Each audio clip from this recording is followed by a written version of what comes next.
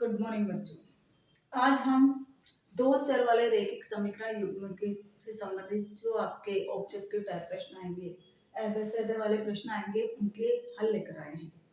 तो उनको ध्यान से समझना। इसमें से 1 नंबर का प्रश्न आपके आने वाला है। तो सबसे पहले हमें दिया है, यदि 2x + y = 6 हो तो इसे संतुष्ट करने वाला युग्म होगा। इसमें से कोई एक आंसर आने वाला है। तो एक तो तरीका है इसका, आप सीधा सा इसको पहला x की जगह 1 और y की जगह 2 ये मान रख के हल कर लीजिए। फिर अगर ये संतुष्ट करता है तो ये उत्तर हो जाएगा, नहीं तो आगे वाला इसका आंसर हो जाएगा। तो सबसे पहले यहाँ मैं x की जगह 1 रख के देखती हूँ। तो 2 एकम 2। जब मैं x की जगह 1 रखूंगी गुणा 1 और y की जगह 2 रखूंगी तो 2 एकम 2, 2 और 2 4 हो रहा है, 6 नहीं हो रहा, तो ये संतुष्ट नहीं कर रहा है। अब जब मैं यहाँ x की जगह 2 रखूंगी, 2 गुणा 2 प्लस y की जगह 1 रखूंगी तो 2 गुना 4 और 1 5, ये भी हमारे संतुष्ट नहीं हो रहा है। मैं यहाँ पर 2 रखूंगी, 2 गुणा 2 और y की जगह भी 2 रखूंगी तो 2 गुना 4, 4 और 2 6, यानी कि बिल्कुल सेटिस्फाई हो रहा है। तो ये वाला आंसर हमारा बिल्कुल सही है। एक इसमें भी रख के देखते हैं, 1 रख के देखूं, 6 एकम 6 और ये हो गया 4, 6 और 4 हो गए 10, तो यही हमारा आंसर सही है। अब इसमें 1 और 4, जब मैं यहाँ 1 रखूंगी, 3 एकम 3 और 4 दूना 8, 8 और 3 11, यही आंसर हमारा सही हो गया। अक्सर इसमें पहला या दूसरा आंसर आपके सही हो जाता है अक्सर, लेकिन आपको रख के हल करना है। एक और रखते हैं इसमें, 5 एकम 5 और ये वाली 5 में से एक है तो 4, तो ये संतुष्ट नहीं कर रहा। ये रखते हैं 5 दूना 10 और -5, x की जगह 2 और y की जगह 5। पहला मान x का और दूसरा मान y का होता है, तो 10 में से 5 गए तो 5, तो ये वाला ऑप्शन हमारा बिल्कुल सही है। अगला प्रश्न भी सेम ही है। यहाँ x की जगह 1 और y की जगह 4 रखते हूँ, 6 एकम 6 और ये 4, 6 4 10, तो ये वाला ऑप्शन सही है। तो आप इसमें मान रखकर इसको हल कर सकते हैं। अगला प्रश्न है, समीकरण 3x + 2y - 12 = 0 में यदि x = 4, एक का मान हमें दिया है, दूसरे का मान निकालना तो बहुत आसान है। x की जगह यहाँ पर 4 रख दीजिए। तो 4 रखने को देखो, 3 गुणा 4 प्लस 2y - 12 = 0, 4 तिया 12, प्लस के 12 और ये माइनस के 12, दोनों मिला के 0 हो जाएगा और आपके पास बचेगा 2y = 0। तो y बराबर हमारे पास क्या जाएगा, 0 आ जाएगा। प्लस का 12 और माइनस का 12 कट जाएगा और ये 2y = 0 बचेगा। 2 तो 0 नहीं हो सकता, तो क्या 0 होगा, y = 0। तो यहाँ से हमें आंसर मिल गया 0। इसमें यदि y का मान -1 है तो हमें x का मान निकालना है, तो y की जगह हमें क्या रखना है बच्चों, -1, तो माइनस पहले से ही है और y की जगह -1 रख देंगे। ये 17 माइनस माइनस प्लस का 1 हो जाएगा, ये 2x बराबर 17। 1 को मैं उधर पक्षांतरण करूंगी तो माइनस का 1 हो जाएगा, 17 में से 1 घटा तो 16, तो हमारे पास 2x बराबर आएगा 16 और x बराबर हो गया, 2 का भाग लगा देंगे 8। गुणा में होता है तो वो भाग में जाता है, प्लस का होगा तो माइनस में होगा और माइनस होगा तो प्लस होगा, तो ये वाला प्लस है इसलिए ये जाके इधर घटेगा तो 16 बचेगा। 2x = 16 तो x = 8 वाला ऑप्शन हमारा सही आ जाएगा। आगे देखो, निम्न रैखिक समीकरण युग्म के हल होंगे, तो हल करने के लिए आपको सीधा सीधा विलोपन विधि काम में लेनी है। सबसे बेस्ट विधि है बराबर 2, दोनों सेम है, काट दीजिए, x और x हो गया 2x, 4 और 2 हो गया हमारे पास 6। x का भाग इसमें x का मान निकालने के लिए मुझे 2 का भाग लगाना पड़ेगा, तो ये 3 आ गया, 2x के साथ है इसलिए हमें इसमें भाग लगाना पड़ेगा सामने वाली संख्या में। तो x का मान हमारे पास 3 आ गया, तो जहां पर x का मान 3 और y का मान, ऑप्शन थोड़ा गलत है, ये 3 डाल देते हैं, यहाँ -3 करते हैं, ये 6 और यहाँ -6 देते हैं, तो ये हमारे पास इसका आंसर 3 आ रहा है, x का मान 3। अगला है x + y = 3 तथा 2x, एक मिनट, सही था वो, हमें y का मान और निकालना है इसमें। x का मान 3 आया है, तो ये x प्लस वाई बराबर 4, x की जगह 3 प्लस y रखेंगे, तो y का मान 4 में से 3 घट के 1 आ जाएगा, तो x का मान 3 और y का मान 1, तो 3 और 1 वाला ऑप्शन हमारा सही आएगा।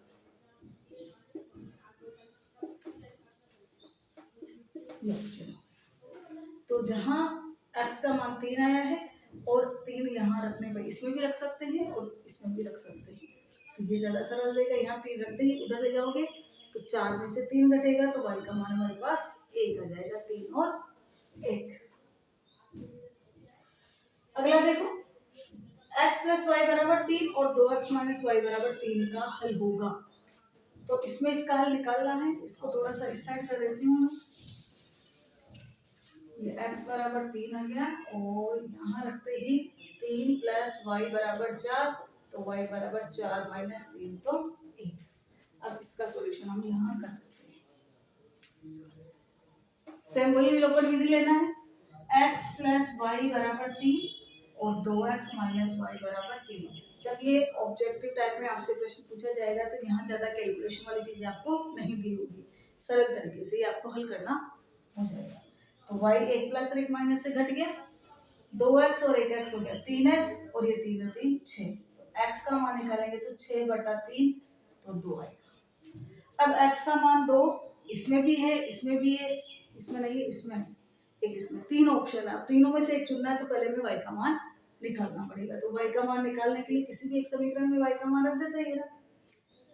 x का मान रखो 2, 2 प्लस वाई बराबर 3, तो y बराबर 3 माइनस 2 तो 1 आ गया। x का मान 2 और y का मान 1, x का मान 2 और y का मान 1, ये वाला ऑप्शन हमारा बिल्कुल सही है। दो संख्याओं का योग तथा उनका अंतर 13 है। क्या कहा? दो संख्याओं का योग तो 35 है, यानी a प्लस बी करें तो 35 है, और अंतर कहें तो a माइनस बी कहें तो 13 है, और वो दोनों संख्याएं निकालनी है। तो देखो यहाँ पर भी b प्लस बी कैंसिल, ये 2a आ गया, 35 5 3 8 3 4 48, तो a का मान आपके पास आएगा 48/2 यानी 24।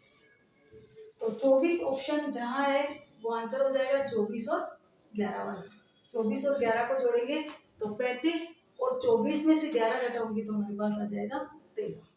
तो इसमें दूसरा मान निकालना चाहो तो निकाल लेना, और अगर सेम ऑप्शन दिया हो तो आपको निकालना है। यहाँ कोई सेम ऑप्शन नहीं है, 24 किसी और में नहीं आ रहा है, इसलिए ये आंसर आपका सही है। अगला आपसे कहा है पिता की आयु पुत्र की आयु की तिगुनी है, और यदि पिता की आयु x वर्ष है, क्या कहा है? पिता की आयु x वर्ष है, तो 5 वर्ष बाद पुत्र की आयु ज्ञात कीजिए। तो हम मान लेते हैं कि माना पुत्र की जो आयु पूछी है वो y है प्रेजेंट टाइम में, तो पुत्र की आयु हमारे पास क्या है कि आयु y वर्ष। अब प्रश्न में क्या कहा है? पिता की आयु पुत्र की आयु की तिगुनी है, तो पिता कितना कहा है x, और पुत्र कितना हो जाए 1, तो पिता पुत्र से तिगुना है, यानी पुत्र की आयु को 3 से गुणा करते ही पिता की आयु आ जाएगी। यहाँ हमें मान y का निकालना, तो y बराबर x/3, ये तो आई वर्तमान आयु। अब ये पूछ रहा है 5 वर्ष बाद की आयु, तो इसमें हम 5 जोड़ेंगे तो y x/3 प्लस 5, ये वाला आंसर हमारा बिल्कुल सही है। यहाँ हमें पुत्र की पूछी है और पिता की x दी है, इसलिए हमने पुत्र की y मान ली, पुत्र की y मान के पिता पुत्र का संबंध लिख दिया, पिता ज्यादा होगा और पुत्र कम होगा, तो 3 से पुत्र की आयु को गुणा करते ही पिता की आयु के बराबर आ जाएगा प्रश्न के अनुसार। फिर यहाँ से हम पुत्र की निकाल लेते हैं और 5 वर्ष पुत्र की आयु में जोड़ देते हैं, तो 5 वर्ष बाद की आयु आ जाएगी। अगला प्रश्न है, यदि किसी संख्या में इकाई का अंक a तथा दहाई का अंक b है तो वह संख्या क्या होगी? तो बच्चों इकाई का अंक तो सिंगल एक, जैसे 1 से लेकर 9 तक की संख्या होती है, और दहाई का जो अंक होता है उसमें 10 उसके गुणक होता है, जैसे 10 लिखूं, 11 लिखूं, 12 लिखूं, तो 12 को कैसे लिखेंगे 10 + 2, तो दहाई का अंक इकाई तो a हो गई और दहाई किससे गुणा होगा हमेशा 10 से, 10 के गुणक में ही वो दहाई होगी। तो यहाँ पर a प्लस 10 भी ये वाला ऑप्शन हमारा बिल्कुल सही है। अगला रैखिक युग्म समीकरण a1x plus b1y plus c1 बराबर 0 तथा a2x plus b2y plus c2 द्वारा निर्मित निरूपित रेखाएं प्रतिच्छेदी होगी। तो देखो बच्चों, प्रतिच्छेदी होने के लिए क्या होना चाहिए, a1 बटा a2, पहली वाले का a1 x का गुणा और दूसरी वाले के x का गुणा, नॉट इक्वल टू y का गुणा पहली वाले का और दूसरी वाले के y का गुणा होना चाहिए। तब हम कहते हैं कि ये रेखाएं एक दूसरे को प्रतिच्छेद करती है और इसका केवल एक अद्वितीय हल होता है। प्रतिच्छेद करती है, प्रतिच्छेद करती है, ये वाला ऑप्शन। यहाँ पर कहेंगे ये दोनों रेखाएं समांतर होती है, दोनों बराबर है, तीसरा बराबर नहीं है, तो ये कहलाता है रेखाएं क्या है, समांतर है। और ये क्या कहलाएगा, ये रेखाएं समपाती है, एक ही लाइन पे दूसरी लाइन इस पे आएगी, समपाती है। और यहाँ स्टेटमेंट ये b2 बटा b1 है, जो कि गलत है, इसमें कोई भी रेखा का कुछ भी रोल नहीं होता है। तो इस वाले में प्रतिच्छेद करती है, इसमें समांतर होती है, इसमें समपाती होती है। समांतर होती है तो इसका कोई हल विद्यमान नहीं होता है, समपाती होती है तो अनंत हल विद्यमान होते हैं, और प्रतिच्छेद करती है तो केवल एक हल विद्यमान होता है। इस बात को आप ध्यान रखना। अगला है रैखिक समीकरण युग्म, ये हमारे पास दिया है, इसका हल होगा तो हल केवल हल चेक करना है आपको। तो a1 बटा a2 आप निकालोगे तो ये आ गया आपका a1 बटा a2 बराबर 1 बटा 2, 9 बटा 18 करेंगे। b1 बटा b2 करेंगे, ये भी हमारे पास 3 बटा 6 यानी 1 बटा 2 आ गया।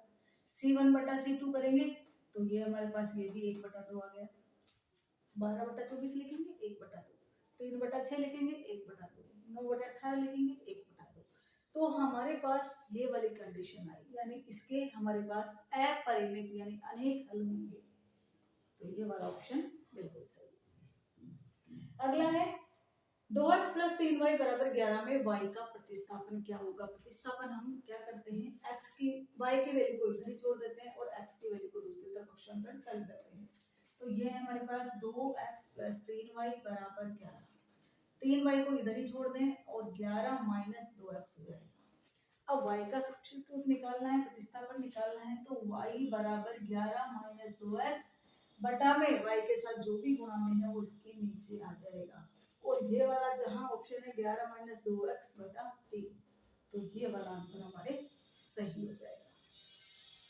अगला है 4x plus 3y minus k बराबर 0 का एक हल हमें दिया है और यहाँ हमसे k का मान पूछा गया है। तो हल में पहला मान x का और दूसरा मान y का होता है, तो जहाँ x है वहाँ हम x की वैल्यू रख देते हैं प्लस 3 और y का मान माइनस 2 माइनस k बराबर 0। 4 तिया 12, 3 दूना 6, माइनस के को उधर ले जाते हैं प्लस के हो जाएगा, 12 में से 6 गए तो 6 बच जाएगा, यानी के का मान हमारे पास प्लस का 6 आ जाएगा। तो इस प्रकार से x की जगह x और y की जगह चिन्ह सहित मान रख के उसको गुणा कर लीजिए और फिर सरल कर लीजिए, तो आपके पास बिल्कुल आंसर आ जाएगा। अगला प्रश्न आपके सामने, के किस मान के लिए रैखिक समीकरण युग्म, दो समीकरण हमें दी है, उनको हम रैखिक समीकरण युग्म कहते हैं, तब कोई हल विद्यमान नहीं होगा। तो कोई हल विद्यमान नहीं होगा उसके लिए सबसे पहले हम क्या करेंगे, y को इधर ले आएंगे और ये बराबर 1 रह जाएगा, और उसमें x का 2k minus 1 x plus y बराबर 2k प्लस 1, दोनों के x और y को एक तरफ रख लीजिए, तो और कांस्टेंट राशि को दूसरी तरफ रख लीजिए। अब इसमें करना क्या है, हमें a1 बटा a2, जब कोई हल विद्यमान नहीं होता तो हमारे पास कंडीशन होती है a1 बटा a2 बराबर b1 बटा b2 not equal to c1 बटा c2। तो यहाँ हम a1 बटा a2 और b1 बटा b2 को बराबर करके k का मान निकाल लेते हैं। तो a1 का मान 3, a2 का मान 2k माइनस 1, b1 का माइनस 1 और b2 का 1। तो पहली कंडीशन से इसको हल करते हैं, 3 एकम 3 और इसको गुणा करते हैं तो बराबर में माइनस का 2k और प्लस का 1 हो जाएगा। इस 1 को इधर लाऊंगी तो 3 में से 1 घटेगा तो बचेगा अपने पास 2, और यहाँ बचा माइनस का 2k, तो k का मान निकालेंगे तो 2/-2 आएगा, तो ये अपने पास माइनस का एक आंसर बच जाएगा। तो इसमें -1 यानी k का मान -1 होने पर इस समीकरण युग्म का कोई हल विद्यमान नहीं होगा। अगला प्रश्न है, सीधा आपको a1/a2 और b1/b2 निकाल के ही इस पे संबंध कर लो, बराबर करके k का मान निकालना, वही k का मान आएगा जिस पर इस समीकरण युग्म का कोई हल विद्यमान नहीं होगा। अगला प्रश्न है, एक पेन तथा 5 पेंसिल का मूल्य 15 रुपए, इसको हमें 20 गणितीय रूप में लिखना है। तो सीधी सी बात है, पेन का मूल्य हम x मान लेते हैं और पेंसिल का मूल्य y मान लेते हैं। तो एक पेन तो 1x, 1 से गुणा करेंगे, 5 पेंसिल है तो 5 से गुणा करेंगे, 5y हो गया। एक पेंसिल का मूल्य y रुपए है तो 5 पेंसिल का मूल्य 5y हो जाएगा, और दोनों को मिलाकर हमारे पास 15 रुपए खर्च हो रहे हैं। तो एक पेन x रुपए का और 5 पेंसिल 5y रुपए की, बराबर टोटल 15 रुपए। तो x + 5y = 15, ये वाला ऑप्शन सही हो जाएगा। आगे दिया, रैखिक समीकरण युग्म की विलोपन विधि में, विलोपन विधि में क्या होता है, एक चर को विलुप्त किया जाता है, जैसे y को समान करके उनके चिन्हों को 1 + और 1 - है तो उसको हम वहां से विलोप कर देते हैं। तो ये विधि जो होती है हमारी विलोपन विधि है। अगली विधियों का भी देख लेते हैं। मान लो विलोपन की जगह आपको प्रतिस्थापन पूछ ले, ग्राफीय विधि पूछ ले, युग्म का ग्राफ बनाकर हल किया जाता है, तो इसको हम कहते हैं ग्राफीय विधि। ग्राफीय विधि, एक चर को दूसरे चर के पद में व्यक्त करते हैं, तो इसको कहते हैं प्रतिस्थापन विधि। प्रतिस्थापन विधि, बहुत सी बार हम क्या करते हैं कि हाँ ये भी होगा, ये भी होगा, उपरोक्त सभी में टिक कर देते हैं कि अक्सर का उपरोक्त सभी आंसर आता है। तो बच्चों ऐसा आपको नहीं करना है, आपको देखना है, पढ़ना है और उसके बाद उसको टिक करना है। तो इस प्रश्नावली के महत्वपूर्ण प्रश्न और भी बहुत सारे हैं, लेकिन अभी तक आपके सामने यही है। इसको अच्छी तरह से देखना, इसमें से 1 नंबर का प्रश्न आपके आसानी से बन जाएगा। अब इसके साथ ही हम अगले प्रश्नावली समांतर श्रेणी को लेकर आपके सामने आएंगे। धन्यवाद।